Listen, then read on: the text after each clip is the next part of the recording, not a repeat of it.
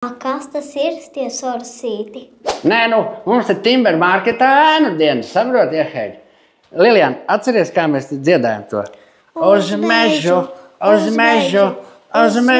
malku zāģēt, tidrīrā. Es tev iepazīstināšu ar Aivaru onkuli, labi? Atceries, tev rādīju.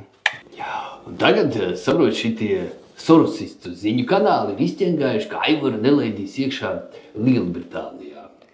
Kas tas ir, tie sorusīti? Sorusīti? Tie ir tādi neredzami onkuļi, bet mēs varam redzēt tikai viņu nelabos darbus. Es ceru, tad, kad tu jau izaugsi liela, tad tādi onkuļi jau sen nebūs. Es Anglijā, ja nemaldos, neesmu bijis jau 11 gadus. Kam vajag, tie paši atbrauc pie maniem no Anglijas. Un arī šajā gadījumā, ko cirsmu un to mežu, ko zieči man palīdz tur andelēt, vai ne, caur Timber Market LV. No Anglijas cilvēki brauc paši šurp un visu šeit uz vietas var nokārtot.